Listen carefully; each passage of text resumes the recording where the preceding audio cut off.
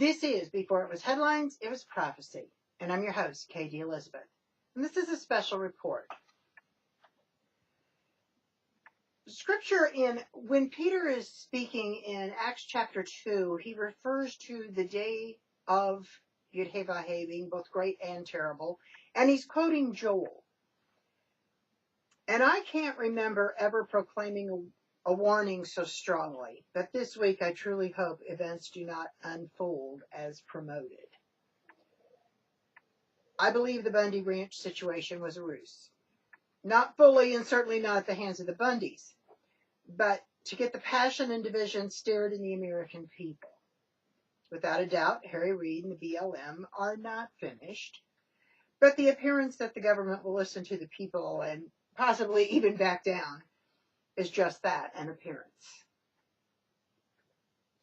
I believe the show of the twin brothers being canceled is another example to further divide and distract the people. And that's, these are like two big things practically. The headlines just keep coming that are the hot button topics that divide politically. And then religiously, we have had in religious circles those who are, quote, coming out, as it's called, to deny Yeshua Messiah. Seems this week many of us have realized we know one of the poster children for John 6:66. And that scripture refers to people who followed Messiah and then turned and followed him no more. I want to address the planned protest for next Friday called Operation American Spring 2014. And I'm going to qualify this with saying I'm addressing it from my understanding. From my understanding, everything I've read about it, the plan is really very incoherent. The goal seems nearly as tyrannical as what the group claims to be fighting, which is scary for them because that does come across. That can be some very scary ground in light of the USA Patriot Act and the recent executive orders and legislation are very troubling in regard to the Bill of Rights.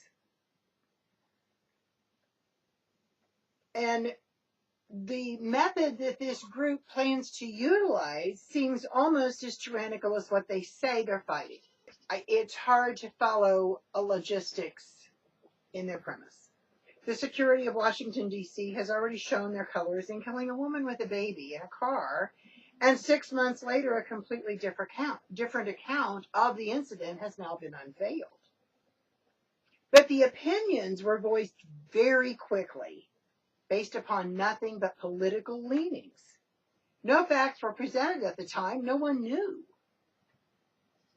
And I literally dropped a couple of news sources for a time and writers over the situation because presumption is bad enough, but leading others to presume is reprehensible when it comes to reporting the news.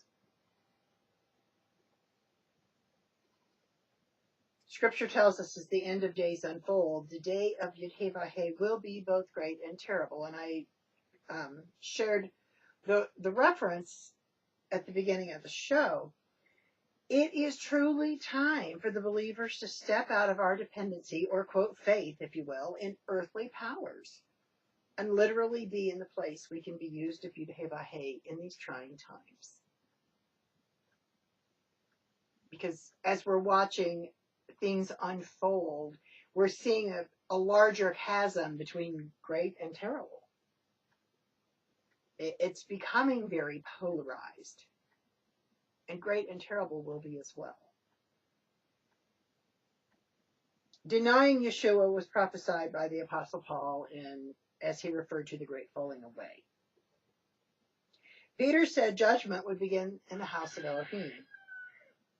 And it's becoming painfully clear that American Protestantism is just a break-off with a twist from the Roman Catholic Church. But frighteningly, they are basically the same in regard to lawlessness or anti-Torah.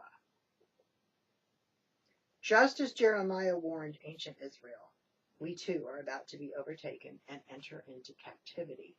And so many of these areas of captivity are so subtle, many are already locked in and don't even realize it. But once the truth of how terrible it is, once the terrible rears its head, are we ready? Are we in the place where we can be standing as Daniel was?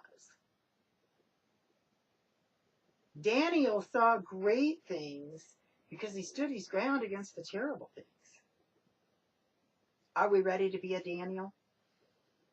If not, I suggest we get ready. This has been a special report. Before it was headlines, it was prophecy. I'm Katie Elizabeth.